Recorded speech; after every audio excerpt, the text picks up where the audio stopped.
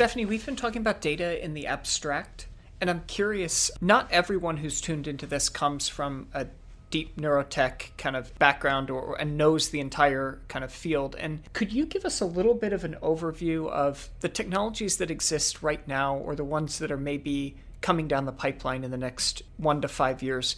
What kinds of data will these devices have access to? If you could maybe just kind of break it down a little bit by modality and give people notionally a sense of what they'll have access to.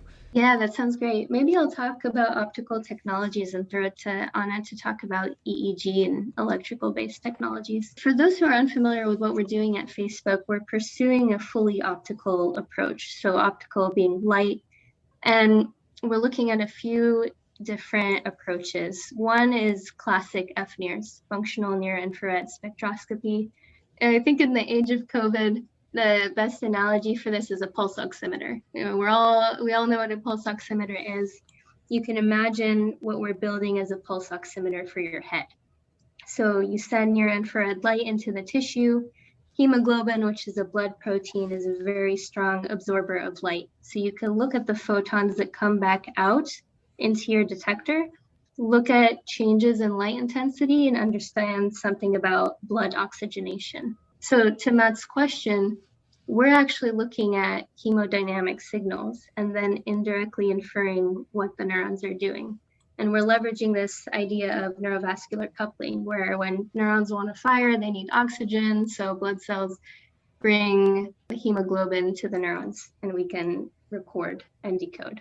That's very interesting because now we can know something about neural activity, but maybe we can learn something about cardiovascular activity or health, and we need to be aware of that too. So that's a very interesting avenue, and we're going to talk more about that at the workshop in May. Would someone know that I had cheated on my taxes if they scanned my brain with an FNIRS system? What are FNIRS systems doing right now? And if you had to prognosticate a little bit, what do you think they might be doing in the next couple of years? I think with all of these questions, you need to ask, what is the field of view? Where is this system on your head? So for us, we're interested in speech. So we're targeting the speech motor cortex. Am I going to be able to tell what you're looking at? No, because I'm not in front of the visual cortex. I'm over your temporal lobe. These are the critical questions we should be asking. Classic experiments in FNIRS really to test the system include finger tapping. So maybe you would progress from tapping your thumb all the way to your pinky, and the system can tell you, okay, was your right hand moving? Was your left hand moving? And we're trying to get to higher spatial resolution. So maybe you can resolve, the thumb from the index would be great. And similarly, I think that the story of EEG or EMG is not that different from what Stephanie is saying. I mean, people think that because you have a headset of EEG in your brain, you can brain mind reading or read your thoughts. And, BCIs are done just by, activating the motor cortex and you just tell the user, think you move your hand, think you move your feet, and that's coded, but it's not about brain reading, right? And I think that we are far from there. EEG right now, you could diagnose epileptic seizures, sleep disorders. That's a valid diagnostic tool. But I think there are a lot of biomarkers under development, and we are not yet clear of what kind of meaningful data on the disease spectrum you can get from EEG, besides epileptic seizures and, your REM sleep state, right? EMG, with control labs, one of the cool things of EMG is that you can also code intention. That's kind of like a fun concept, right? That you don't actually need to move your finger, right? But you just code like the intention, right? So I thought that was pretty interesting in a way as well. Stephanie, you want to comment on that? But when I saw the demos, from Thomas and on control labs, I was very shocked by the concept of you don't even need to move your finger. You just think about it, right? Which is like a standard EEG brain-computer interface. But what are the ethical implications of that? You don't know the sex, you don't know the gender, you don't know a disease. So, why should you be concerned about that? Stephanie? Yeah, I won't talk too much about their technology, except to say, if they're recording motor units, they're recording from the peripheral nervous system. And so we have to talk about what you mean by intention. Is this something in the brain? Or no. Exactly. I think we have to have a conversation about this, but I think the periphery is more at the level of execution. Maybe if I could drop a reference here, Stephen Rainey wrote a paper like April last year which is pretty interesting on whether brain technologies are actually reading your mind. And he goes into what does it mean to mind read? Are thoughts just our words? Because certainly we think of images and other things like that. So I would point listeners to that. It's pretty interesting.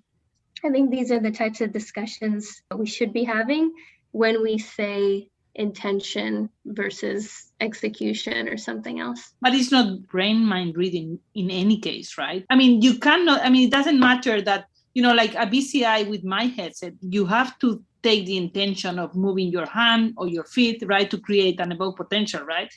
But you're not brain, I mean, you deliberately want to think that, and there is not brain reading, you know?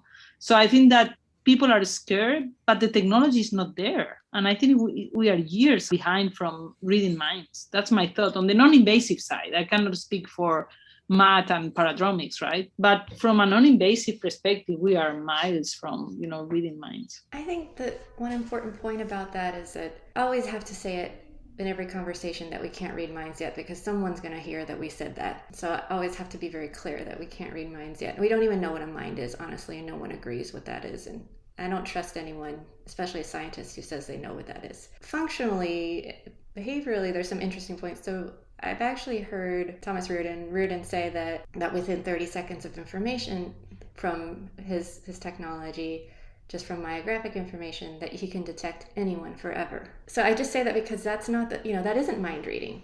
That isn't. But if the creator of it expresses concerns about the ability to re-identify individuals, that's not mind reading, but that's a different level of concern to address. And granted, if you sat down with him for another couple hours, I'm sure we would tease that apart and figure out which kinds of data and how and all of that stuff. But the point I'm trying to make is that maybe it's not mind reading, but maybe there's still something there to be carefully thinking through. I think there's an interesting analogy to genetic data here, in the sense that we don't need to sequence your entire genome to identify you as a person. Generating essentially a hash for a unique identifier for people can be done with much less data. It is interesting in the sense that even though these systems maybe are functionally limited right now, it doesn't necessarily mean that the data that they're collecting is limited in the scope of what it can do from a privacy standpoint. And I really want to bring Anna in here because, Anna, one of the things that you've been very interested in has been direct-to-consumer wellness apps and things that kind of, maybe from a legal perspective, are not healthcare applications, are marketed as everyday consumer applications, but the type of data that they collect falls into what many of us would consider private healthcare data, and the overlap there. And just a little bit about how maybe privacy laws that were written a long time ago don't cover the new state of the field, and what that might mean when brain-computer interfaces start collecting even more data. So I'm not sure that they're collecting what we would count as private healthcare information. I think that's a question. I think it depends where we want to draw the line on what sorts of things this data can reveal. So eye tracking devices can reveal a lot if you look at them in certain contexts. We have, galvanic skin devices that can measure galvanic skin response that can reveal a lot. We have Fitbits, right? All these things are collecting data from the body, but just because it's data collected from the body or from ourselves that we're generating maybe unconsciously, it doesn't mean that we should have greater protection for that data. So when I think about what privacy concerns or what privacy interests are at play, first thing I think about is what can this data reveal now? What can it reveal at the moment, and what is it likely to reveal? That's how I approach this question. And so right now with EEG, I think Anna gave a really excellent overview, right? And I should say that the research grade devices, not the consumer grade devices, can tell us about epilepsy and sleep disorders. The consumer grade devices can tell us a little bit about drowsiness, perhaps attention, but I think the problem with those devices at the moment is that they're oversold or sold with certain misleading claims. And so for me, the question at the moment isn't actually as much about privacy for those devices as much as what the companies are claiming for those devices. But it is, because coming back to the original question, I think it is really interesting to think about what is considered protected health information and what's not. And even if you are working with protected health information, right, at least in the US, the fact that it's protected health information or private health information doesn't mean it's necessarily protected by HIPAA laws. HIPAA laws only cover what they call covered entities, which are certain entities, right? So even if you are working with health information, That doesn't necessarily mean that health information, comes with it. You have to have specific protection for it because you might not be a covered entity under US law. So it's a really complicated question, I think. Matt, one thing that makes me think of is we're in a very weird time where not just neural data, but just data period. There is data out there that's publicly available that is non-health data that becomes health data. And that's kind of a weird switch. So being able to mine social media accounts for mental health status and even predictive, and it's a really weird world because entities like YouTube and Google and Facebook didn't go out to create a health product, but it became one. People are looking for suicidal ideation and how to manage that. People committing suicide on Facebook video live, and YouTube and the types of things people are sharing on YouTube and Google. As I understand it, I'm on the World Economic Forum's Global Future Council for Disruptive Technology and Mental Health. And I understand that many of those companies, and part of our thinking about this in conversations with entities, is that they are thinking about how to manage non-health information that gives us health information, and what of our ethical responsibilities to do that. And also, as I understand it too, it's been difficult for them to feel safe speaking to experts also about it, people who would be outside of their companies because of how secure they need to keep that information. I think that is a new territory, and frankly, if your data is freely available and out there in a public domain, it's not considered protected in other ways too. You don't have to get approvals to do that kind of research. It's a tricky space, and our existing IRB guidelines on data usage and data protection don't assume a model of big data, for instance, where data is infinitely analyzable and creates something different than it was initially in its analysis. So there are a lot of issues that are unmet in that space.